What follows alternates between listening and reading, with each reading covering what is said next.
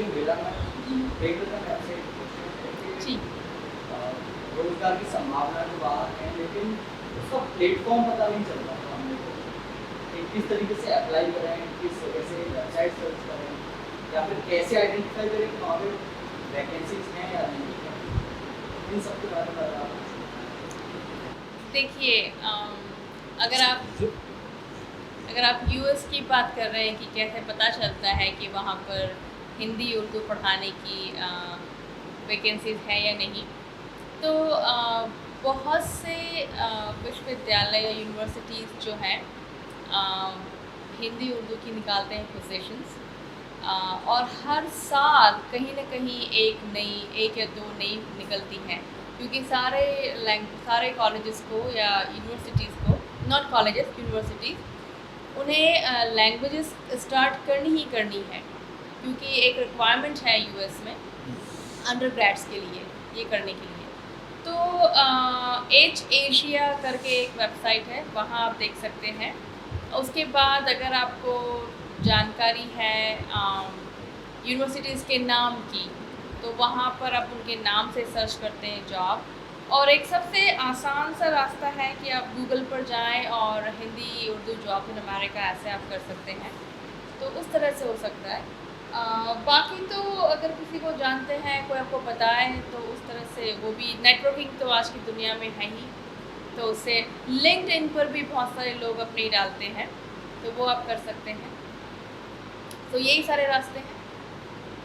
Thank you. LinkedIn पे profile बनाओ, madam से जुड़ो, और वैसे भी सेमिनार का एक फ़ायदा तो होना ही चाहिए ये। सर ऑस्ट्रेलिया में भी उर्दू है? हाँ हाँ, पूरी दरअसल दुनिया में। हाँ, मैं आपको बताऊँ, दरअसल जो बाहर हिंदी का अध्यापक होता है वो उर्दू का भी अध्यापक होता है। अमेरिका में मैडम ज़्यादा बताएंगी, साउथ ईस्ट एशियन लैंग्वेज के रूप में उर्दू डैश हिंदी, यानी उर्दू का ही अध्यापक हिंदी का है, हिंदी का ही अध्यापक उर्दू का है, क्योंकि उर्दू और हिंदी में कोई भेद नहीं मानते वो। हुआ यूँ कि एक पाकिस्तान का विद्यार्थी वहाँ अमेरिका में पढ़ता था, शायद मिशिगन में या कहीं वो होगा, तो वहाँ यहीं के पढ़ाते हैं या कहीं और जगह है, कोई दूसरी विश्वविद्यालय है, परवेज़ आलम में यहाँ के पढ़ाते हैं वो उर्दू और हिंदी। तो वो जब घर आया पाकिस्तान अपने, तो उन्हें घर वालों ने कहा, यार तुम बड़ी अच्छी उर्दू बोल रहे हो। उसके कोई रिश्तेदार हैदराबाद के इंडिया में वहाँ आया, तो वो लोग बोले तुम बड़ी अच्छी हिंदी बोल रहे हो। तो उसने परवेज़ आलम को फ़ोन किया, जो अपने फैकल्टी हैं, कि सर मैं उर्दू बोल रहा हूँ, तो मैं हिंदी बोल रहा हूँ। तो बोले ऐसा है भाई, तुम इस फेर में मत पढ़ो, जो समझ में आए वही लैंग्वेज होती है। कांधे को खमदार गेसू से मतलब, मुसलमान से मतलब, न हिंदू से मतलब, और ख़यालात अच्छे तो बोली भी अच्छी, न हिंदी से मतलब न उर्दू से मतलब। इसलिए तुम जो बोल रहे हो वो लैंग्वेज है हिंदुस्तानी है, जो समझ में आती है, इसलिए बोलो तुम।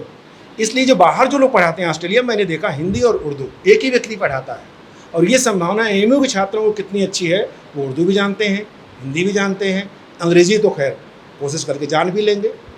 इसलिए ये चीज़ हर जगह आप जाएंगे तो पाएंगे, उर्दू और हिंदी, उर्दू और हिंदी। करियर बनाना है तो उर्दू भी सीखिए, हिंदी भी सीखिए, अंग्रेज़ी तो होनी चाहिए। तो ये चीज़ है वहाँ पर, बहुत अच्छा है जी। हैं हाँ, लिपि अलग है, तो मैं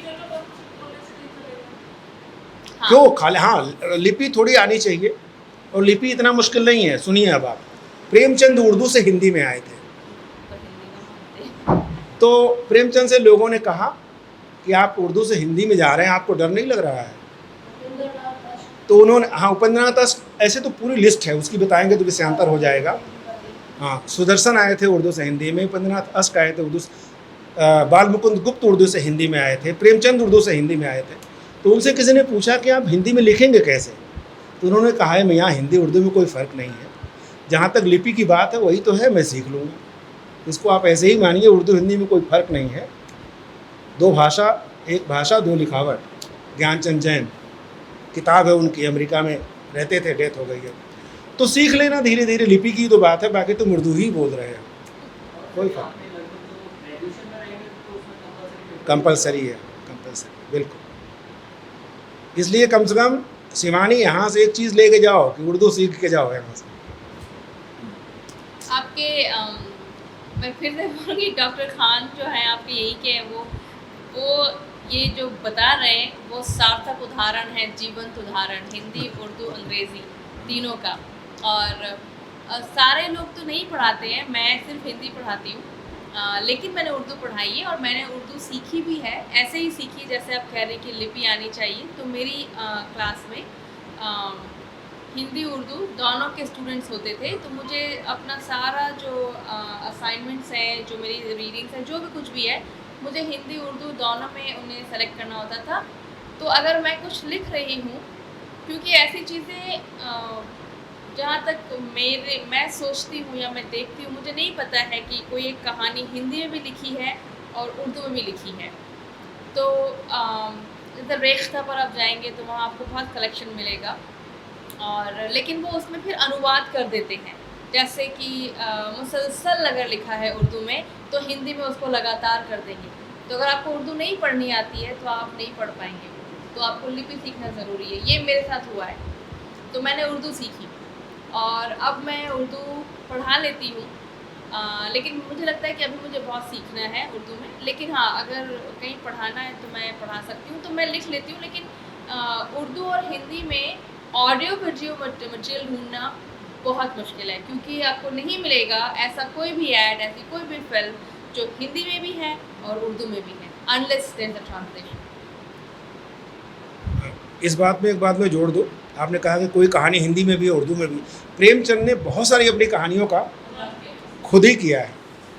वो अलग बात है कि उर्दू में कोई और नाम है, हिंदी में नाम। जैसे एक कहानी में मैंने उनकी कहानी एक उर्दू में पढ़ी थी, उस कहानी का नाम है हज अकबर, सबसे बड़ा हज।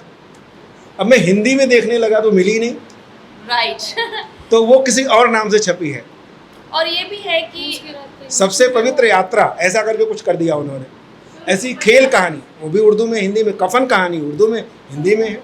हाँ, लेकिन मैं जब कहती हूँ नहीं मिलती, तो हमारे स्टूडेंट्स इस लेवल के नहीं है कि हम ये कहानी उन्हें पढ़ा पाएँ। तो इससे मुश्किल होता है कि ऐसी कोई कहानी हम ढूंढ लें कि वो ये उसमें भी ले लें और उसमें भी ले लें, तो थोड़ा सा लेवल का फ़र्क होता है।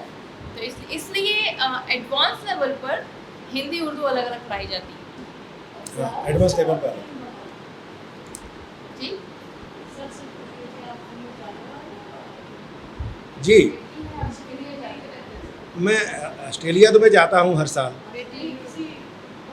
हाँ, वो दोनों बन जाता है। और दूसरे ICCR में मेरा हो गया है, तो बाहर में जाऊँगा। ICCR में चयन हो गया है, लिस्ट पड़ी हुई है, जब निकलेगी तो जाएंगे। कोविड की वजह से मना कर दिया, कहीं नहीं जाना, इसलिए। बाकी तो एमओ ही घर है, यही रहना है। हाँ, और चलिए भाई, पूछिए। इससे ज़्यादा क्लास तो आप क्लास में पूछ लेते हो यार, तो ये वर्कशॉप में आप इतना कम पूछोगे।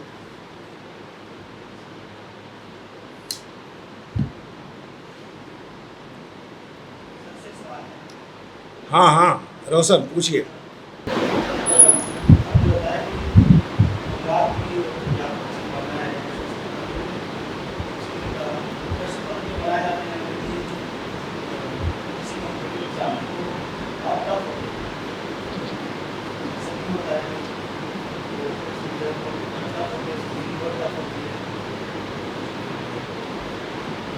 ठीक है, बैठिए। देखिए, ये जो बात कह रहे थे, ये अनुवाद की कठिनाइयाँ पे हम इस पर चर्चा कर रहे हैं। मतलब जो डिफ़िकल्टीज़ हैं ट्रांसलेशन में, उसके बारे में हम बात करें। होता क्या है कि जब हम हिंदी को अंग्रेज़ी को से हिंदी में कन्वर्ट करते हैं, तो मोस्टली वो गूगल टाइप का मशीनी ट्रांसलेशन होता है।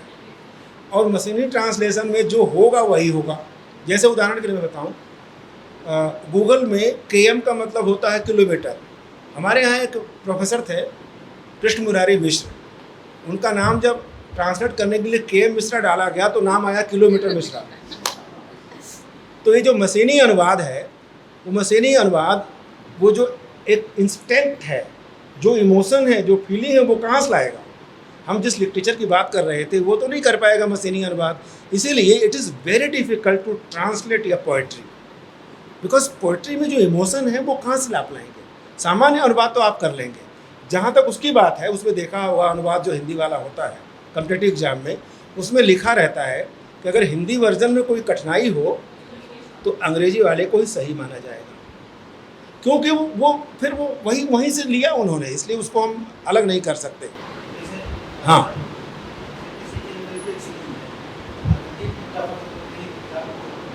फिर वो फेल हो जाएगा रोशन। भाई देखिए, अगर कोई एक एग्ज़ाम का स्टैंडर्ड है तो दो तरीके हैं, या तो एग्ज़ाम के स्टैंडर्ड को आपके तक लाया जाए, या आप अपने ज्ञान को उस एग्ज़ाम के स्टैंडर्ड तक ले जाइए। तो वो आपकी तरफ आएंगे ये तो उम्मीद नहीं है, लेकिन विद्यार्थी कठिन मेहनत से उस स्तर तक जाएगा तो सफल हो जाएगा, वरना फेल हो जाएगा, मेरा जैसा अपना मानना है जी।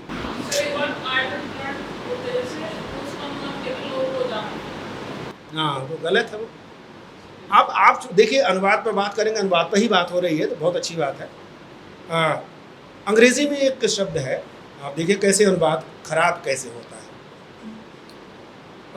अनुवाद, उसका अंग्रेजी में एक शब्द है स्टिल चाइल्ड। स्टिल चाइल्ड का मतलब होता है मृत बच्चा, और स्टिल का मीनिंग होता है हिंदी में शांत। अब अनुवाद करने वाले उसका स्टिल चाइल्ड का जो अनुवाद किया वो किया शांत बच्चा। अब शांत का क्या मतलब हुआ, वो बात नहीं आ पाई। इसीलिए फूड ग्रेन को जब हिंदी में आप करते हैं तो कहते हैं खाद्यान्न, लेकिन हमारा ध्यान अनाज की तरफ नहीं जाता। खाद्यान्न जो है बनाया हुआ शब्द है, फूड ग्रेन, खाद अन्न। जैसे गुड मॉर्निंग, सुप्रभात, गुड मॉर्निंग का अनुवाद है सुप्रभात, रिप्लेसमेंट नहीं है। हिंदी में नमस्ते है ना, नमस्कार है ना। तो इस तरह से जो कृत्रिम अनुवाद है वो पूरी तरह से हमको वो नहीं कर पाते हैं। ऐसे ही जैसे देखिए आप, एक शब्द है वर्लिंग टूर। वर्लिंग टूर का मतलब होता है जैसे कोई नेताजी होते हैं ना, तो दिन भर में कई जगह जा करके वापस आ जाते हैं, उसको हम कहते हैं वर्लिंग टूर। लेकिन वर्लिंग का मतलब नहीं जानते, उसके लिए कहा उन्होंने तूफानी दौरा। वर्लिंग टूर का मतलब तूफानी, नेताजी ने तूफानी दौरा किया। अब ये गलत ट्रांसलेशन है। वर्लिंग का मतलब होता है घूम घूम रहना, वर्लपूल जिससे बना है। आपने देखा ना वर्लपूल मशीन जो होती है, उसकी ये विशेषता है कि उसमें यूं यूं घूमता है। तो वर्लिंग पूल का हिंदी जो होगा वो चक्रवाती दौरा होगा। चक्रवात का मतलब वही घूम घूम के रहना। लेकिन वर्लिंग टूर की जो हिंदी बनाई वो तूफानी। तूफान की विशेषता है जब एक बार आया और चला गया फिर वापस नहीं आता। लेकिन नेताजी तो शाम को लौट के आएंगे ना, इसलिए वर्लिंग टूर का तूफानी दौरा नहीं होगा, वो होगा चक्रवाती दौरा।